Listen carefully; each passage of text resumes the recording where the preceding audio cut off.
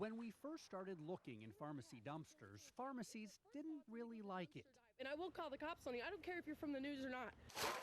All over town, we found hundreds of patient health records simply thrown in the garbage. The drugstores eventually said they were sorry. We apologize. We'll address the procedures and ensure that they're followed in the future. The nation's largest pharmacy chain said it was a regional problem, and they promised to fix things at their drugstores around Indianapolis. You might find that reassuring. But what if your mother lives in Miami, your daughter's in Detroit, or you have a friend in Phoenix? Can you and your friends and family trust the pharmacies in those cities too? Let's find out. We're in Cleveland, Dallas, Miami Beach, Denver, Phoenix, Philadelphia. Over the past 3 months, I visited a dozen cities around the country. So Walgreens in Detroit on 9 Mile Road. Stopping at drugstores along the way. In town after town, There's hundreds of labels. at pharmacy after pharmacy, And there's one. in dumpster after dumpster, Patient information. I found customers' personal health information tossed in the garbage. Here's one at a Walgreens in Louisville. Here in Chicago, too. What kind of information? Well, again, it's the kind of stuff you'd never want others to know about.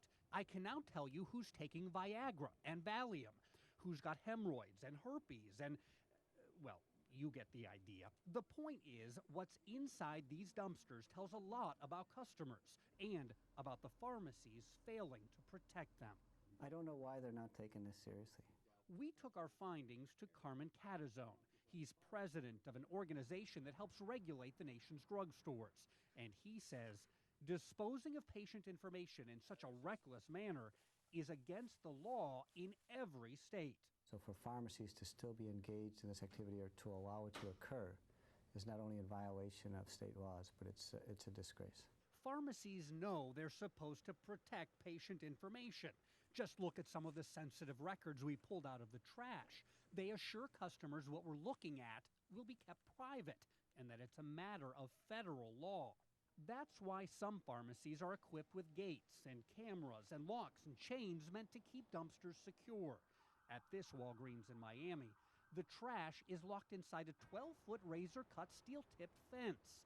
And just 2 miles away, another Walgreens where the dumpster is wide open in an alley with no fence at all. Inside that trash bag, plenty of patient information. That's information about the patient's disease, about their medications, personal information. If that information's in the wrong hands, that patient could be significantly injured. Now keep in mind, lots of people have access to these dumpsters. In fact, at many of the dumpsters I checked, I was not the first one there.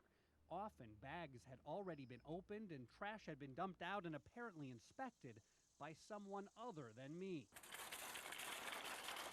Ted lives on the streets of Cleveland. Mike is homeless in Phoenix.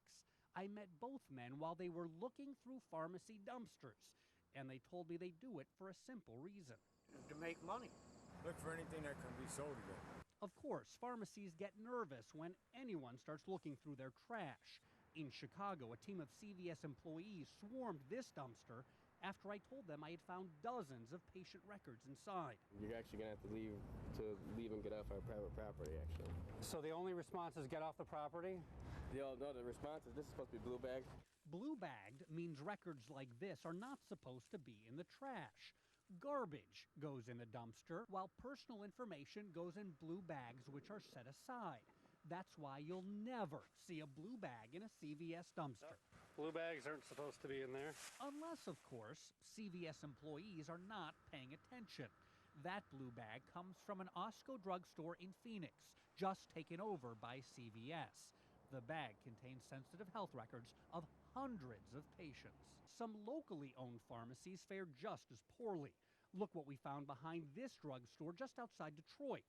Hundreds of patient labels and bottles right in these bags. They're just sitting on the ground behind the pharmacy, not even in a dumpster. We even found a list of all living patients and all their medications. Altogether, our nationwide prescription privacy test pulled in personal information on nearly 2,400 patients. And keep in mind, there are 78,000 pharmacies around the United States. We checked 200 of them. For this to occur to this magnitude, somebody is not doing what they're supposed to be doing, this is a national issue. Pharmacies are responding to this national problem with sweeping nationwide changes in how they do business. So what action are the drugstores taking to better protect your privacy? That part of the story when our investigation continues next week. We'll also take a closer look at whether pharmacies really are breaking the law. Walgreens says, I'm the one breaking the law by inspecting their trash. And look at this. They even called police to arrest me. I'll tell you how that turned out when our prescription privacy test wraps up next Tuesday night here on Channel 13. I'm Bob Segall, Channel 13 Eyewitness News.